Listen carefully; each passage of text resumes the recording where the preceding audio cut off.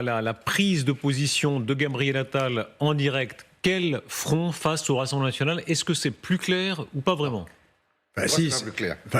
Le résultat est quand même relativement clair. C'est-à-dire que dans la plupart des cas, il y aura un désistement réciproque. Voilà. Mais je pense que les Français n'ont pas compris. Il y aura des exceptions à la règle. Mais il y a une règle. La règle, c'est le Front républicain. Quelles exceptions? Les plus affreux des Insoumis. Les valeurs républicaines. Et en plus, les plus affreux des Insoumis, ils ont été élus au premier tour. Donc la question est réglée.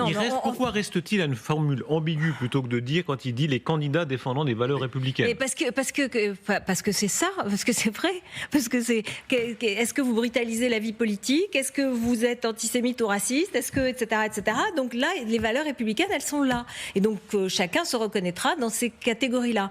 Donc là, il y aura des gens, et par exemple, on pense à Loïc Signor, qui est le porte-parole de Renaissance, qui se maintient face à Louis Boyard. C'est un exemple. Il considère que Louis Boyard ne respecte pas les valeurs républicaines. En revanche, Yael Braun-Pivet a dit, si c'est pour Caroline Fiat, qui est une députée LFI, qui s'occupe des aides-soignantes, qui a fait des projets sociaux, etc., pourquoi pas? Donc en fait, il y a de fait, et alors je suis assez d'accord, peut-être que les Français ne vont pas comprendre tout de suite, vous avez raison Yves, mais les candidats et les électeurs sur chaque circonscription, ils se reconnaissent et ils vont discuter, voilà. Alors on peut apprécier ou pas apprécier, ça c'est autre chose. Ça fait cuisine électorale. Bah oui, mais le RN avec Ciotti aussi. À partir du moment avec le système électoral, il y a un peu de cuisine, forcément. À partir du moment où on est dans la cuisine électorale, ça fait monter le vote populiste et ça fait monter le vote Rassemblement national. Oui, mais il vaut mieux. C'est tout ce que... Attendez Laurent, c'est tout ce que les Français, pas les Français, beaucoup de Français, malheureusement, entendent. Et je pense que ralliement, désistement, ils n'ont rien compris. C'est quoi la différence? Ils n'ont rien compris. Surtout, son propos était extrêmement alambiqué et compliqué. Laurent et Ruth ont très bien traduit ce qu'il voulait dire. Ils sont très intelligents. Le problème, c'est que c'est lui qui est écouté. Et je pense que là, ce soir, autant sa sortie d'hier était claire, autant sa sortie de ce soir est compliquée. Laurent, regardez, parce que du côté de la majorité, en général, il y a non seulement quelque chose d'alambiqué, mais il y a surtout plusieurs positions. En réalité, ils ne sont pas d'accord. Réunion à l'Élysée tout à l'heure. Il y a une position du président de la République. Ne nous trompons pas de combat. C'est l'extrême droite qui peut accéder aux plus hautes fonctions, personne d'autre. Il dit cela, mais là encore, ça n'est pas très clair si ça va jusqu'à LFI ou non. En fait, moi, ce que je crois savoir, c'est qu'Emmanuel Macron voudrait montrer à ses électeurs de 2022, du deuxième tour de 2022, qu'il ne les a pas oubliés, qu'il n'a pas oublié ceux qui, de gauche, ont voté pour lui. Donc dans cette phrase un peu générale, il s'adresse à eux en disant « Je n'ai pas oublié que vous m'avez choisi ce jour-là ». Mais après, dans le détail, et encore une fois sur chaque personnalité, il y a des avis assez tranchés. Non, pardon, juste une chose, c'est ce qu'a dit Gabriel Attal, il a beaucoup insisté sur une forme de nouvelle majorité. C'est ce groupe pluriel, cette assemblée plurielle, ça. Là aussi, je ne suis pas sûre que les Français comprennent, parce que ça n'existe pas en France.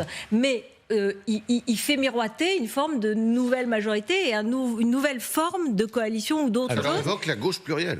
Oui, mais pas seulement. Mais enfin, en tout cas, c'est un modèle qu'on ne connaît pas en France et qu'il a essayé d'expliquer. Regardez, il y a la ligne Attal, on l'a entendu. Il y a la ligne Emmanuel Macron et il y a la ligne Édouard Philippe et Bruno Le Maire, ceux qui disent ni LFI, ni Rassemblement National.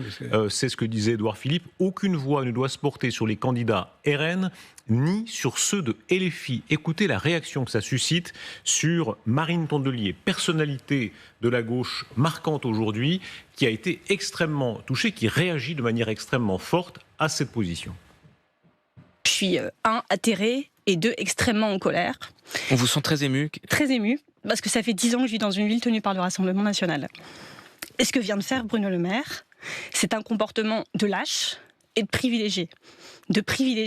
C'est hors sol, c'est lunaire et c'est pas à la hauteur de l'histoire. Il se trompe de problème et je vais vous dire, heureusement que les électeurs de gauche et écologistes sont moins sectaires et moins lâches que ça. Parce que c'est grâce à ça qu'ils ont gagné en 2017, c'est grâce à ça qu'ils ont gagné en 2022 et ils n'en seraient pas là sinon. Laurent Geoffrin, quelle réaction? Quand on entend ça, elle a raison? Bien sûr, mais on fait semblant de croire que le Front populaire est aux portes du pouvoir. Mais c'est pas le Front populaire qui est aux portes du pouvoir, c'est le Rassemblement national, il ne faut pas se tromper. Et il y a fort peu de chances, pratiquement aucune, que le Front populaire remporte la majorité. Ils sont à 5 points derrière, ils ne vont pas les rattraper en 3 jours.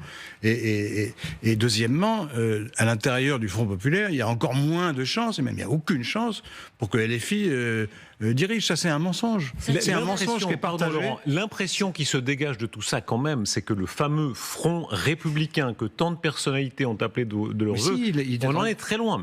Il est en train de se entre la position de Mme Tondelier, celle de Bruno Le Maire, celle de Gabriel Attal, on a là des variantes. Ils excluent une partie de LFI. D'accord, mais c'est tout. Oui, certains excluent toutes les filles. Non. C'est quand même... Édouard Philippe ou Bruno Le Maire excluent toutes les filles. Ça me rassure un peu, le fait que les macronistes ont enfin compris que c'était pas la même chose, l'extrême droite et l'extrême gauche. Ils sont pas d'accord entre eux. Pardon, moi mais attendez, j'ai pas fini. Ce qui m'inquiète, c'est les amis de Tréa. Parce que eux... les amis. Les amis, les lecteurs du Figaro, par exemple. Le Figaro s'est prononcé pratiquement pour le Rassemblement national. Non, je me trompe. Non, c'est pas ce que j'ai lu. En tous les cas, c'est pas ce que j'ai écrit. On n'a pas lu... Vous non. Mais voilà. Enfin, je l'ai lu dans le Figaro. En tout cas, moi, j'aurais dit... Et deuxièmement, les électeurs sont toujours tentés d'aller du côté du Rassemblement national. C'est vrai, ça, ils sont... pas tous, mais il y en a beaucoup. Et là, le Front républicain ne marchera pas. Ça, je suis d'accord. Je peux dire un petit mot sur les larmes de Marine Tondelier qui me touchent, mais... J'aurais aimé qu'elle comprenne qu'il y a d'autres gens qui peuvent aussi pleurer après un certain nombre de déclarations des amis de Jean-Luc Mélenchon ces derniers mois. Et que cela aussi, ça peut faire pleurer et ça peut mettre dans un grand désarroi une partie des Français et même tous les Français parce que ceux-là ont mordu la ligne rouge républicaine aussi.